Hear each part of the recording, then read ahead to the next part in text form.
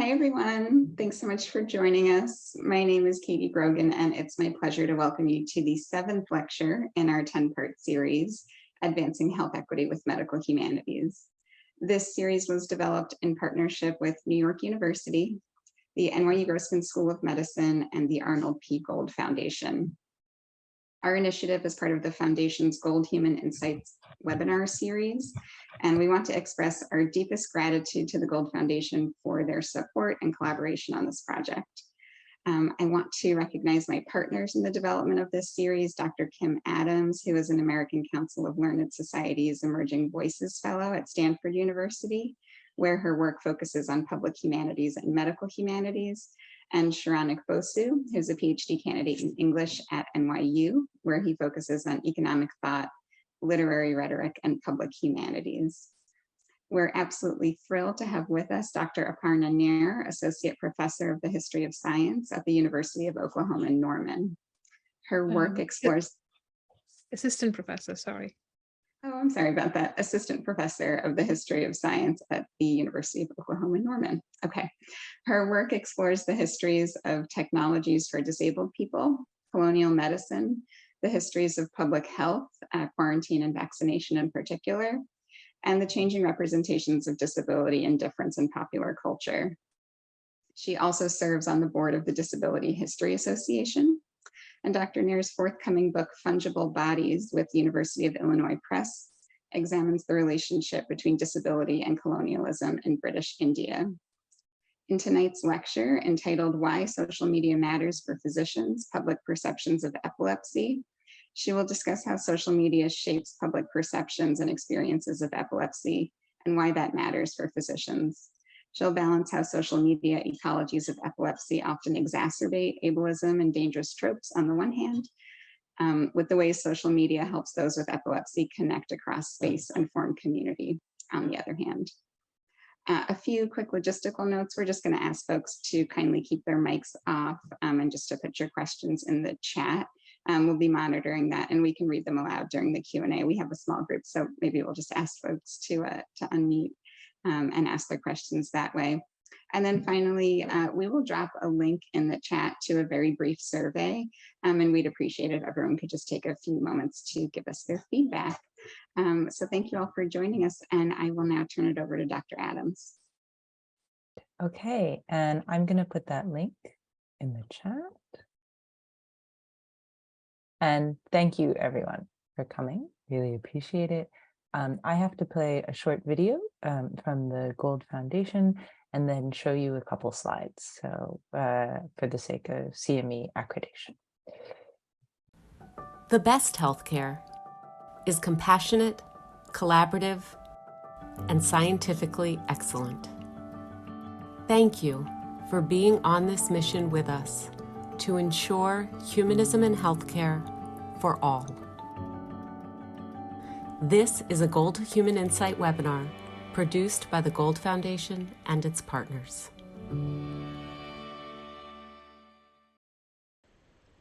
Hello, I'm Pia Pine-Miller, Senior Director of Strategy and Business Development for the Gold Foundation. The Gold Foundation created the Gold Human Insight webinar series to bring inspirational live and pre-recorded webinars to healthcare professionals and learners. Our 2022 theme is Renewing Our Commitment to Humanism. With the myriad of challenges facing healthcare systems today, including patient disconnection, clinician burnout, and even more challenges highlighted during this time of the syndemic of COVID and social justice issues, the Gold Foundation's vision of a better future remains more urgent than ever. Today's Gold Human Insight webinar is one in a series that is part of a special collaboration with NYU School of Medicine, which is an institution that is a member of the Gold Partners Council, a group of medical schools, hospitals, and healthcare systems that are leaders in humanism in healthcare. Thank you to our presenters and our audience for everything that you do. Today's lecture is part of a larger series on advancing healthcare equity with medical humanities. These slides provide a description of the larger series and accreditation information from the NYU CME office. They are required for attendees seeking CME credit and are available to all who are interested through the Gold Foundation website. And now I'll turn it over to Dr. Nair. Thank you so much for that, and for the very generous introduction, and for the promotion, Katie. I wish it was that easy. But thank you for the invite as well. I'm going to start sharing my slides and hope this works. All right. Technical difficulties aside, thank you very much for the invitation again. I am very happy to be giving this talk. When I gave the, I think I messed up a little bit when I gave the title of this slide, of this presentation. I do talk about social media in this lecture, but I will also discuss some of the broader histories of representations of epilepsy. My work is primarily on the histories of disability and public health in South Asia. For over 10 years now, I've been working also on stigma and epilepsy, and I come to this work both as a professionally trained historian with training in public health, but also as someone with personal experience of epilepsy. I've been living with epilepsy for over 30 years, and that's given me, let's just say, a certain vested interest in understanding how people live with it and process it in their everyday lives beyond medicine and treatment. Just a disclosure slide. I'll leave you to read this. And then, so the lecture today is going to briefly describe some of the what I consider some of the important themes in the history of cultural narratives around epilepsy that have influenced knowledge, attitudes, and perceptions of this illness across the centuries. And I'll tease out some of the more important kind of tropes in representation of epilepsy. I will focus significant part of this slide on talking about social media and how social media provides a unique ecology for digital community formation amongst people with epilepsy and their caregivers, and agencies and institutions, but can also render people with epilepsy uniquely vulnerable to abuse, ableism, and discrimination. In general, I think there's a tendency when you read medical journals, especially, to be very positive about the trajectory of stigma. Especially when you're talking about the global north, epilepsy and neurology journals have a tendency to describe stigma as being having improved from previous decades. But I've always found this a little more complicated than what these surveys that are typically used to measure stigma in epilepsy journals suggest. Stigma is still a fairly significant analytic in understanding how people with epilepsy experience their daily lives, but also in understanding the structural discrimination that they continue to experience across the world. And there's fairly substantive evidence that demonstrates how stigma trickles down into other non-illness domains, sex, pleasure, marriage, socialities, the experience of childhood and adolescence, the access to employment, but also for physicians, the adherence to what might be important here is how stigma could influence adherence to medication regimes, the likelihood of exercise and sleep, the contribution of stigma to mental illness, etc. To sum up, I think for people with epilepsy, stigma can translate into isolation, discrimination, neglect, and sometimes worse, not just poor disease outcomes, which is often how healthcare providers have a tendency to frame the consequences of stigma. It is, I think, very important for us to see illnesses like epilepsy as having lives outside diagnosis, treatment, and management, and having consequences in other domains as well. And this is where I think disability studies is really important as an analytic and as a way of thinking about the body in general. For those of you who might be unfamiliar with it, disability studies is a field that is very interdisciplinary. It draws on multiple frameworks, but it generally emerged out of the disability rights movements of the mid-20th century, which were transnational, really. Essentially what we do in disability studies is to think about disability critically as a category of analysis for everything, for law, policy, history. We examine disability as a category of social difference, but undergirding most disability studies scholarship is this idea that disability needs to be understood through the framework of rights and justice. Equally important in disability studies is the idea that disability and illness and the body are not experienced solely through biomedical labels and disease categories, but also through the ways that society and culture processes and frames those disease and disability categories. Disability is a cultural narrative, essentially. And that's what I'm going to kind of talk about in this lecture, the representations of disability and how in multiple forms of media.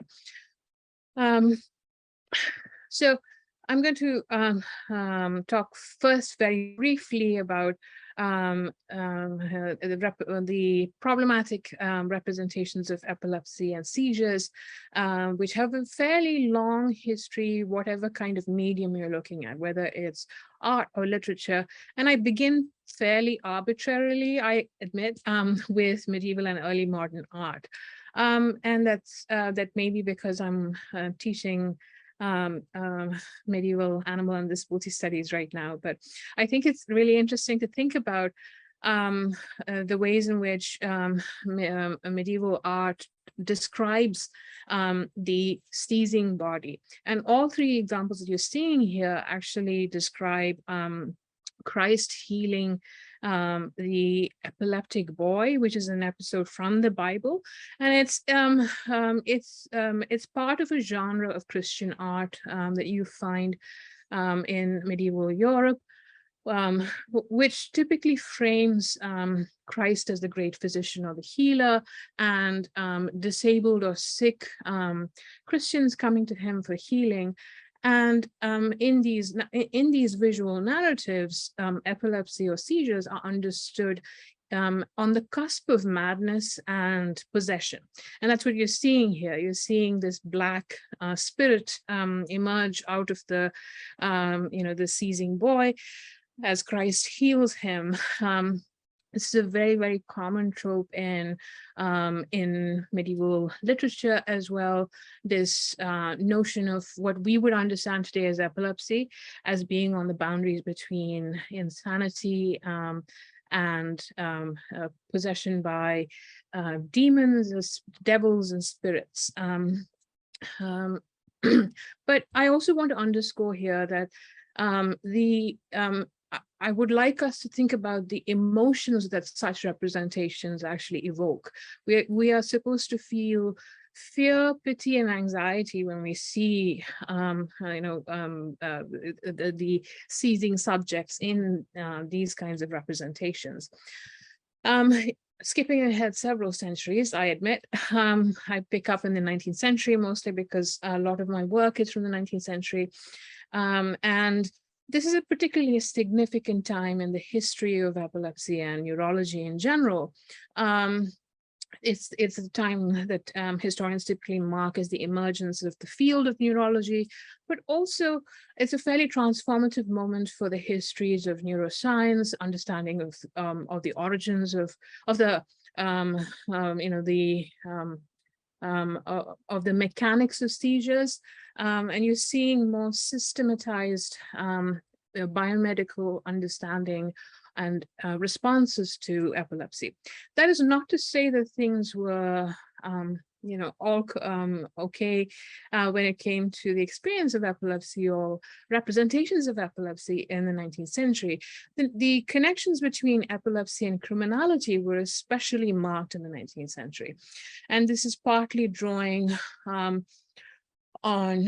this is partly the consequence of the emergence of criminology as a field, which had the work of people like the father of modern criminology, Cesare Lombroso, an Italian scientist who produced some of the most prolific work on criminology, but also believed that you could read faces to analyze criminality, deviance, and sexual deviance as well. And the epileptic phase, which is what you're seeing in the photographs on the slide, was believed to be one that signaled a marked propensity for criminal behavior and intent, but also sexual deviance and immorality. In the 19th century, epilepsy was also heavily legislated. People who had epilepsy were institutionalized, and one definitely gets the impression in the global north, at least, that epilepsy and seizures were a significantly socially undesirable trait if it was made public. But within the framework of eugenics as well, epilepsy begins to be marked very clearly as a scientifically knowable, but also as a dysgenic or a eugenic, as a marker of unfitness. So these kind of historical contexts begin to bleed into the way that you see many representations of epilepsy in 19th century art and literature. And I'm going to talk here about, I'm just going to leave you to read this quote from Charles Dickens's Oliver Twist, where the primary antagonist, Monks, who is Oliver Twist's half-brother, has epilepsy. And throughout the book, his illness is often conflated in a very uneasy way with his criminality and his evil, fundamentally. And in the quote that you're reading, you can also see the kind of reflections of these 19th century phrenology and criminology, which conflate seizures and epilepsy with criminal behavior. In the 20th century, I think perhaps the most important transformation in the dissemination of representations of disability more generally in epilepsy are the proliferation of film and television as media from the especially from the 1930s and 40s onwards. I think what really changes in this moment is the speed with which certain ideas about disability and epilepsy disseminate into people's homes in a way that was previously impossible. The one example on the slide here is the MGM movie, Dr. Kildare's Crisis, which is from about 1940. It's part of a series of movies about this fictional character, Dr. Kildare. And it's the central theme of the film is how Dr. Kildare's fiance, Mary Lamont, I think her last name is, her brother starts developing certain odd behaviors. And Dr. Kildare suspects that he has epilepsy. And the movie basically agonizes over the fact that Mary too might possess the undesirable genetic trait of epilepsy. So you can see kind of the shadows of the 19th century and eugenics in these ideas, even in such representations. What is very clear is that medicine is a hero, because ultimately Doug, Mary's brother, is diagnosed and treated, and Dr. Kildare and his physician colleagues are the clear heroes of the story. Film and movies in general are really important representations of epilepsy, also because in the wake of the Second World War in particular, they become really important as a medium to communicate PSAs about epilepsy to the wider world. You see these kind of PSAs playing before movies were played, for instance, in theaters. And the reason for this is very simple. You have thousands of disabled veterans returning from the front who had traumatic brain injuries, and a consequence of that, they were living with seizures. So there was a vested interest in the US, for instance. The VA was especially interested in ameliorating some of the stigma around epilepsy and seizures, and especially reframing the undesirable epileptic, quote unquote, into a productive figure, into someone who could contribute to society and go back to work. So many of these mid-century PSAs, for instance, focus on, extracting productive capitalistic labor out of these people with epilepsy more than anything else. Despite the PSAs, I want to underscore that the notion of the dangerous or violent epileptic is a trope that continues in film and television and through the 20th century. And I could give you any number of examples, but I'm going to stick with one movie that I especially love to hate, and that's this Italian film, Fists in the Pocket. The central character, Alessandro, is the character that you're seeing in the photograph and the still on the slide. Alessandro is this is a story about a dysfunctional family, but Alessandro is also epileptic, and his epilepsy is central to explaining his decision to try and murder his entire family so that his older brother, who is the caregiver for the family and the only able-bodied one in the family, could live a better life. So the connection between violence and epilepsy continue to be reinforced in film. For example, Raymond Chandler's Big Sleep is one example that we can think of as well. A fairly infamous example of both literature and film is the work of Michael Crichton, who is also a physician. In two of his works, The Andromeda Strain and in Terminal Man, he talks about epilepsy, and here epilepsy is a plot device. Several patient advocate groups were actually up in arms about the way Crichton talks about epilepsy, primarily because in Terminal Man, the protagonist is fitted with a device that makes him murderous, especially underscoring the connections between epilepsy and violence. And in the Andromeda Strain, it's a story about a epidemic or pandemic, and one of the characters has epilepsy, but he conceals it from the people around him, and it's a failure. It's a plot device that works to mark the person with epilepsy, the protagonist with epilepsy, as a risk to others around him or a danger to others around him.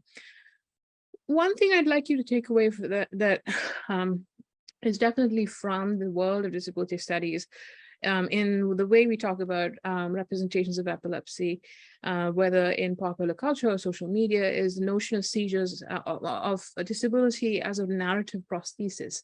And that is when we talk about illness or disability solely as a plot device, when we don't spend any time really unpacking what it means to live with those disabilities, and we don't center the experience of people who are disabled.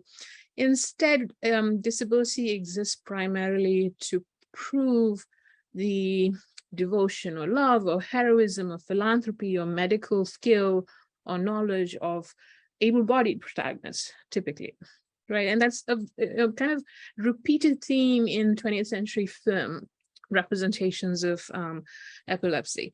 I'm going to briefly talk about epilepsy and body horror, and you'll see why I'm talking about this when I finally get to social media. It's not just because I'm a horror buff, but there's a consistent theme in horror films, if you think about it, to use the seizure as body horror to mark, for instance, the possession of the body by a spirit or an angel or demon. The still that you're seeing on the screen here is from The Exorcism of Emily Rose, which certainly plays with epilepsy as kind of an explanatory framework for why the lead character is having seizures.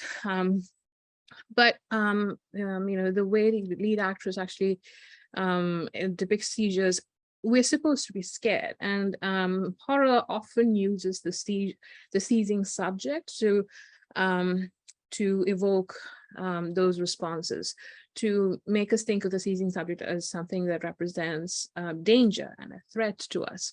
And we are supposed to feel anxiety and fear when we see these images.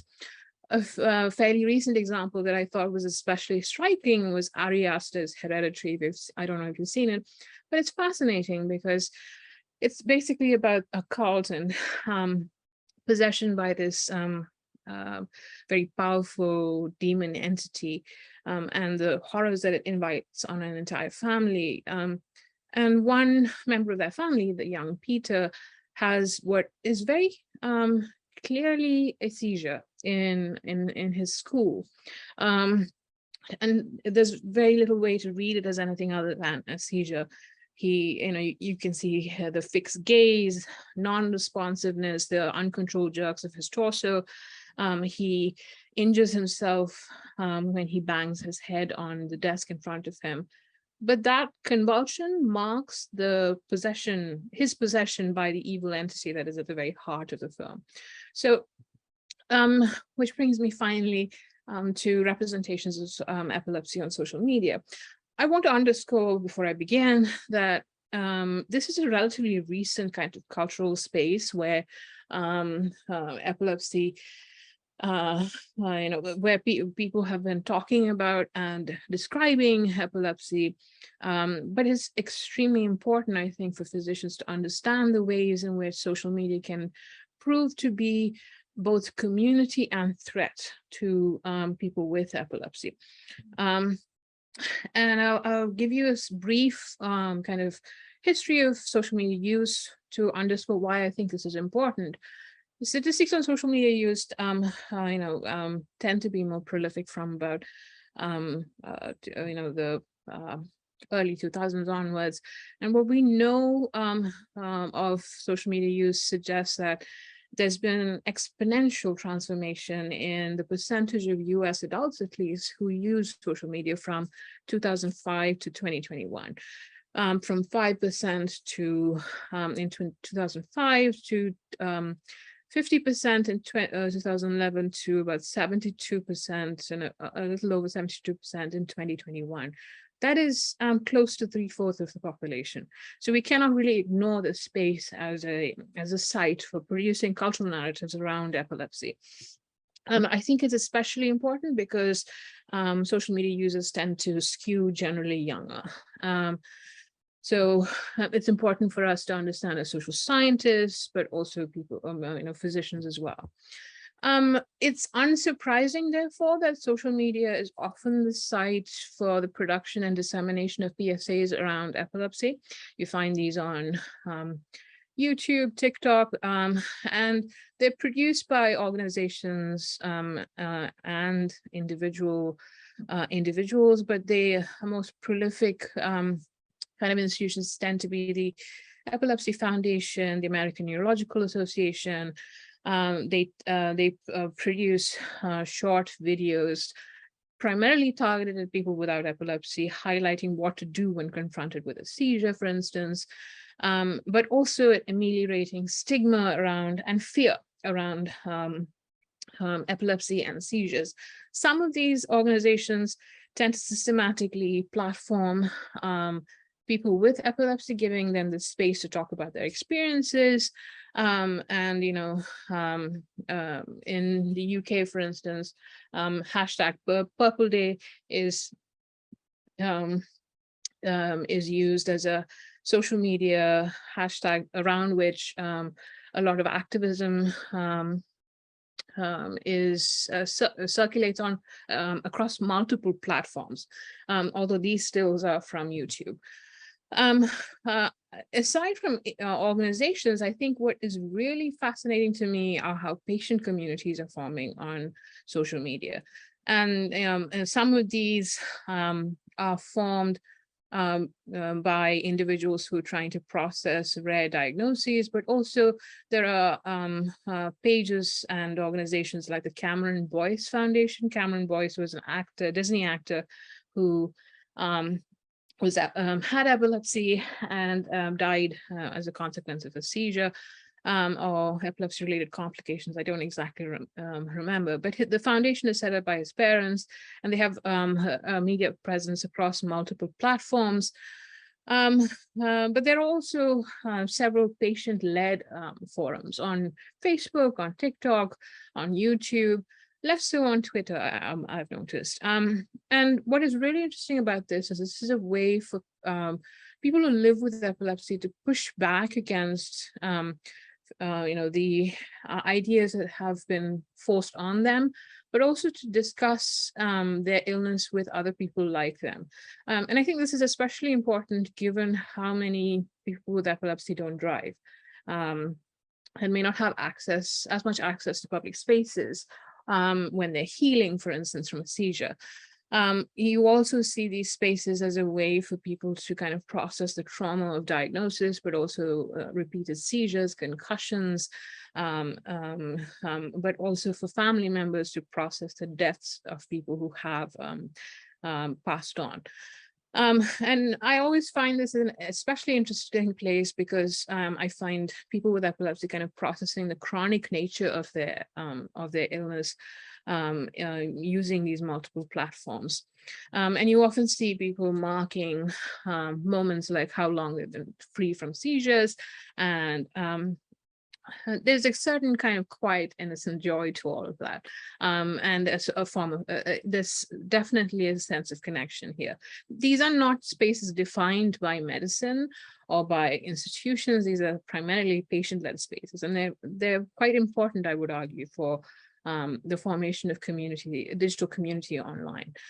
However, I would also, if I'm being critical, I would say that very often these patient-led communities are sometimes taken over by family members or caregivers whose narratives of epilepsy are sometimes written over patient narratives, and can sometimes drive stigmatizing ideas about epilepsy, being a burden, especially is something that you seek fairly often in family members' representations of epilepsy. And you also see this notion of epilepsy as a family tragedy unpacked in these spaces. And it's definitely something to keep in mind. The other thing I've been noticing as I've been following these accounts across multiple platforms is how often parents of disabled children or people, children with epilepsy, often film them while they're having seizures and post the videos. Now, there are multiple reasons why I find this deeply problematic. I was diagnosed, I started having seizures when I was very young, around 11, and I lose consciousness when I have seizures. So I think it's one of my nightmares to be filmed while I'm seizing, and I think it's quite horrifying for me to think of parents capturing this extremely vulnerable moment and posting it to social media. I understand why many of them are doing it. They're feeling alone. They need to connect, but children cannot consent, and they definitely deserve privacy. The other kind of risk I want to talk about before I wind up for today in these digital community spaces is that social media is largely unregulated as a wide open platform. And there are many risks to being out with epilepsy in such spaces. One of these is, of course, how people with epilepsy are often the target of troll attacks on social media. And one way that they do this is, that trolls do this is by sending,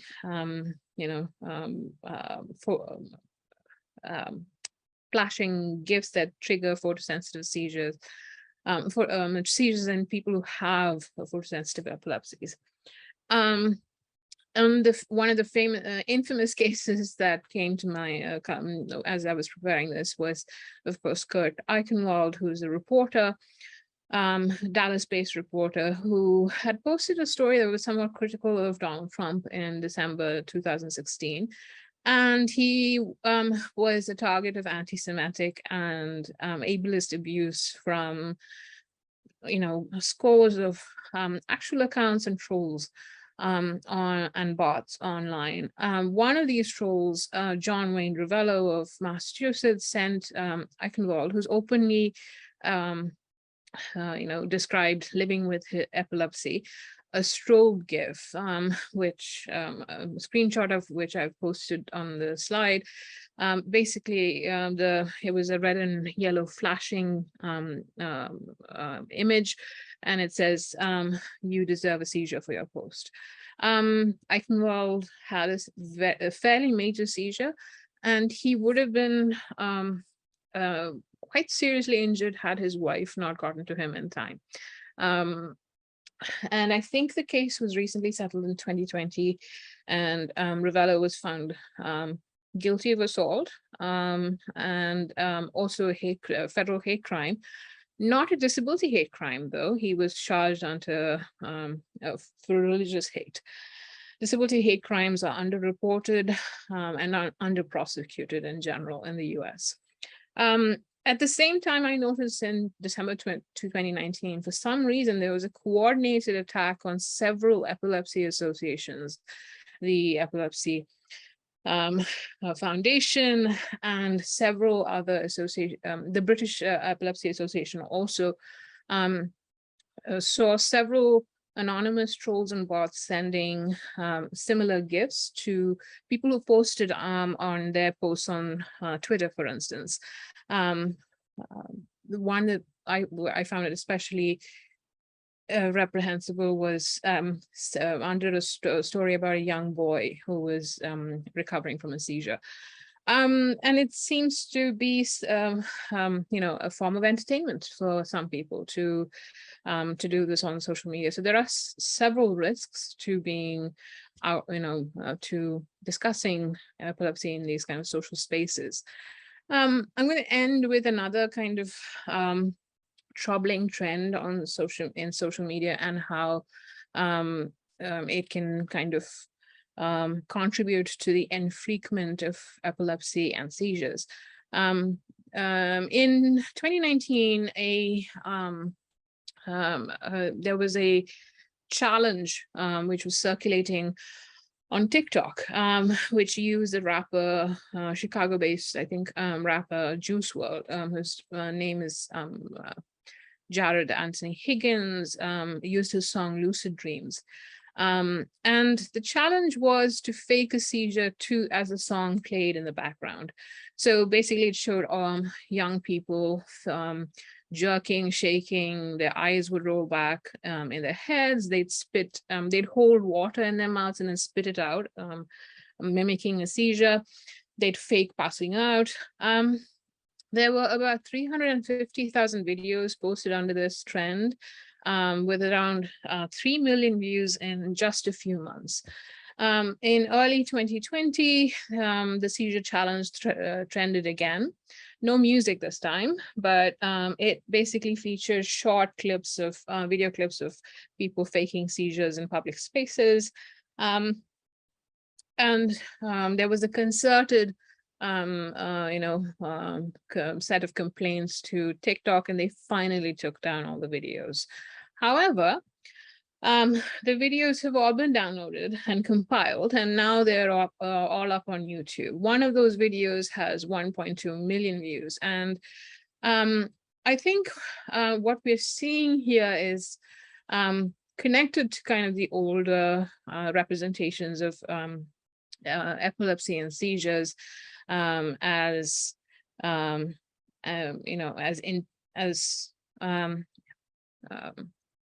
threatening and dangerous, but also contributing to what disability studies scholars describe as the infrequent of disability. We are the kind of gaze that these kind of representations on social media invite are they're not they're not generous, they're not compassionate. We are invited to laugh and point, and the seizure and the person with epilepsy is held up as a figure of fun, implicitly or not. The kind of takeaways I have for you are basically that when the work that I've been doing primarily uses disability studies scholarship and humanities methods to examine how popular and high culture, if you want to use those distinctions, continue to frame seizures and epilepsy in problematic ways that reinforce negative stereotypes about epilepsy and seizures, and drive stigma. And I think the representations of epilepsy and on social media are fairly understudied. You still see notions of the dangerous or violent epileptic in various forms of popular culture, but I think what is quite distressing is this reinforcement of the seizure as entertainment or a joke circulating on social media. I'd like to underscore again that I think that social and cultural narratives around seizures and epilepsy are fairly influential still in shaping how people respond to epilepsy. One of the things I want to underscore here is that many people without epilepsy may not have the biomedical knowledge that someone who understands seizures like a physician or a healthcare provider might have. They may not have the intimate experience that a family member who might have, who knows what epilepsy is, might have. Their very first exposure to seizures and epilepsy might take place through popular culture, through social media. So it's really important that we, study, understand, and have some understanding of exactly how, what kind of narratives are circulating, and how they might be harmful or helpful to people with epilepsy. I also would like to underscore that I do not think that social media is a net negative. I think it's very important in shaping and producing digital communities of epilepsy for people who live with epilepsy in different ways. But these digital ecologies are complicated, and they're largely unregulated. And they're reactive, not proactive, in responding to ableism on the website. Unless they're shamed fairly heavily, social media platforms don't really respond to take down content, for example, or stop. Twitter took a very long time, for instance, to stop allowing users to post GIFs that could trigger seizures, for example.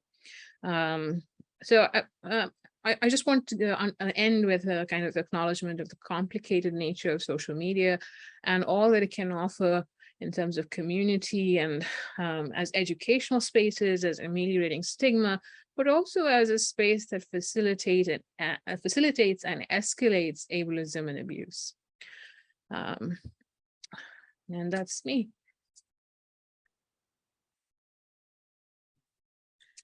Thank you so much, Aparna. That was a wonderful presentation. I apologize for joining late. I think I joined about like Totally okay. 8 minutes into the meeting. As Kim must have said in the beginning, I'll be moderating the Q&A, and you can raise your hand and I'll call on you, or if you prefer, you can type in your question in the chat and I can read it out. Whichever works for you is good for us. So I think while we wait, Kim, you had a question? I have a question to start. I was wondering if you could say a bit more about that film with Dr. Kildare in it. Yeah. Just because I'm interested in that historical moment and that yeah, that sort of popular culture kind of version of medicine. Yeah, I'd love to hear a bit more about it. Yeah. Sure. The 1940s and 50s, as I'm sure you know, are this moment when the hero doctor emerges in multiple cultural spaces, right? It's kind of this moment when it seems that medicine has conquered all the things that the body can do to itself. There's, diseases that couldn't be treated previously are now being treated. There's the possibility of eradicating smallpox is around the corner. Vaccination drives are dramatically increasing. But the science of medicine is also progressing. So, I always think of the Dr. Kildare films alongside, the comic books that are produced in the in the 1940s, which kind of fetishize the physician as this ideal man. So there's a lot of medical romances as well. Medical romance books written explicitly for young children, which frame the physician as this ideal romantic subject, so you see, I'm seeing kind of reflections of that in the Dr. Kildare series as well. And I think his fiance in this movie is actually one of his ex-patients or a relative of his ex-patients, but ethics be damned. Yeah, this is the 1940s and 50s after all. Films tend to not think of those things much. And the movie is fascinating because it's essentially the story of Doug Lamont, who's the fiance's brother. And he starts behaving kind of oddly. He starts seeing things. He has hallucinations, but he also has, he starts having other symptoms, which Dr. Kildare notices when he's introduced to his to-be brother-in-law to-be. Basically, Mary gets angry with him because he treats him like a patient. Dr. Kildare treats Doug like a patient rather than as a family member. But Dr. Kildare wants to solve the mystery and the medical mystery of Doug's body and body, mind, and cure his epilepsy. And eventually, the story basically is convincing Doug to undergo treatment, but also processing Mary's anxiety that she might be tainted with epilepsy. So there's this, it's a 1940 movie. It's very clear, the shadows of eugenics are very clear in the way that epilepsy is framed. Eugenics is significantly important in the 1920s and 30s in the US and shaping, law and policy in the US around people with epilepsy. And I think you definitely see this reflected in the Kildare series. I'd recommend watching it. It's fascinating. And I was watched it a long time ago and rewatched it for this lecture, and yeah, it's interesting.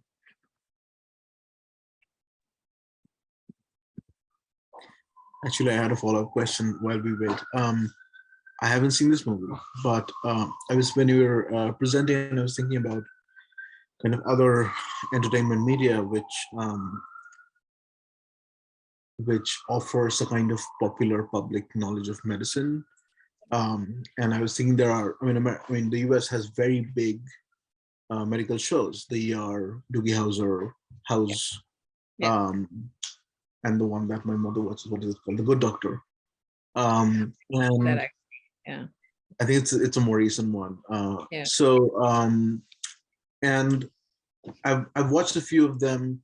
I've watched all of House and I've watched all of Doogie Howser, I think. Anyway, but if I remember the instances where a seizure is portrayed, it's this kind of violent interruption of a diagnostic logic. So the person comes in, you start asking questions, on off, and then the seizure happens, and then that whole logical infrastructure breaks down. So I was thinking if you have thought about TV, in this. Yeah, I mean, half my brain is always thinking about representations of epilepsy in different ways, and seizures.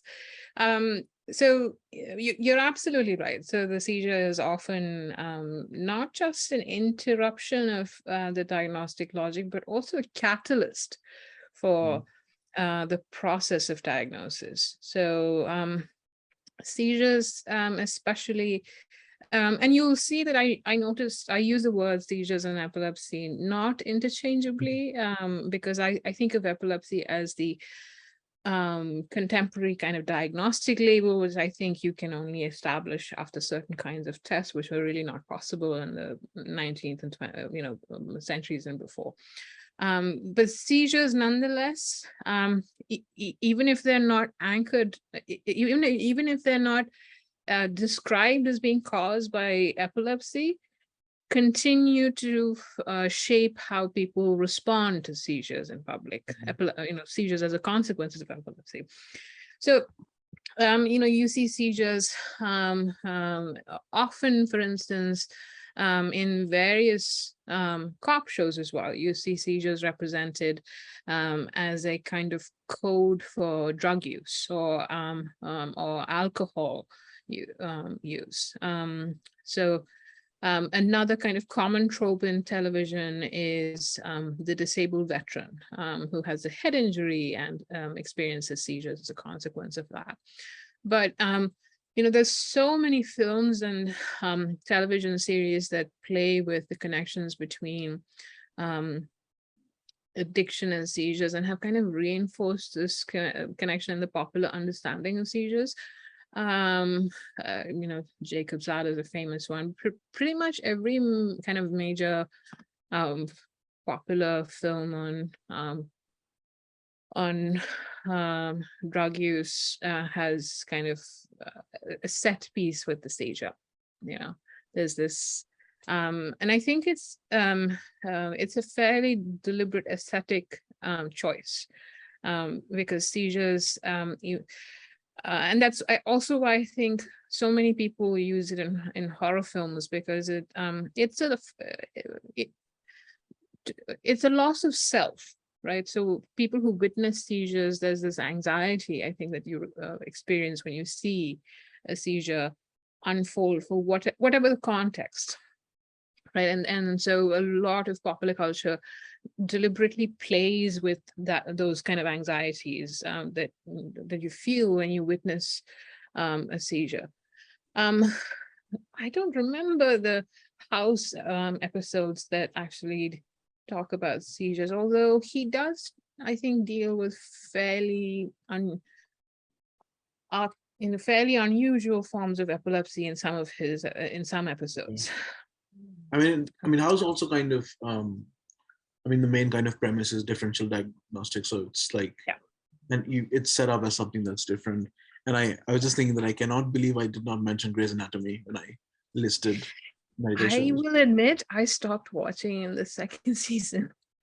I couldn't answer well. Fair enough. I think Christopher has a question.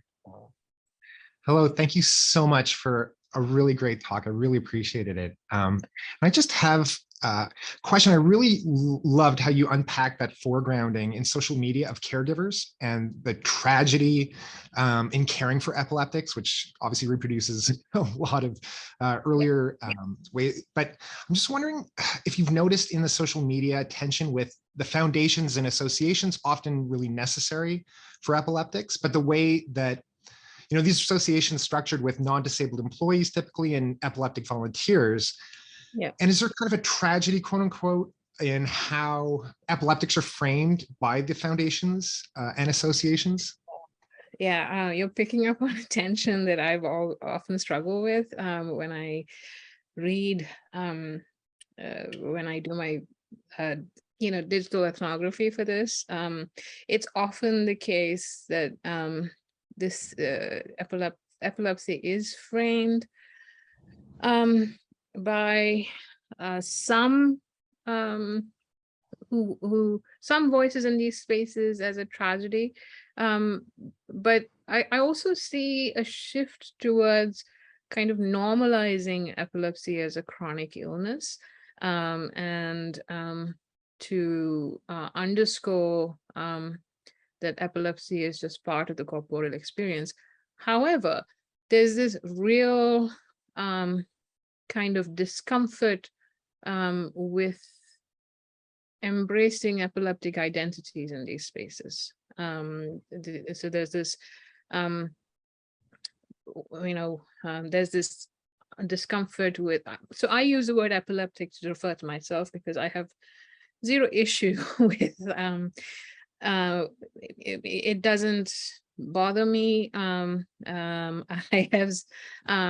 also want to give it, a certain kind of space in my life because it has shaped my life for 3 decades, and I do not want to diminish that at all. So it's giving it that much space, but no more. And I don't think so. That also draws on disability studies scholarship, which says that, which understands disability as part of the universal corporeal experience, right? And doesn't see any physical condition or transition as undesirable. It is just part of who we are, right? It is in a way, I've always found that really beautiful about disability studies. It's what unites all of us, right? The fundamental vulnerability of the human body, body-mind. And there's a significant discomfort with that vulnerability in these spaces. And I think it manifests with this very, very firm desire to hold on to person first articulations, for instance. And it's the reason why I use person with epilepsy in my lecture, although I'm very uncomfortable with it. So those tensions kind of, you're absolutely right. There's definitely that. And it's kind of an open social forum. So very often you see family members framing, seizures or breakthrough seizures, especially as, this tragedy. And so all I can say is I hope their family members aren't reading it. Sometimes the language can be a little uncomfortable and ableist.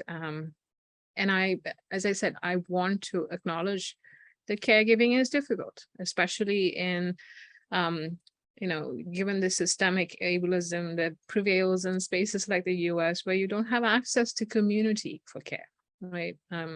It's also atomized and individualized.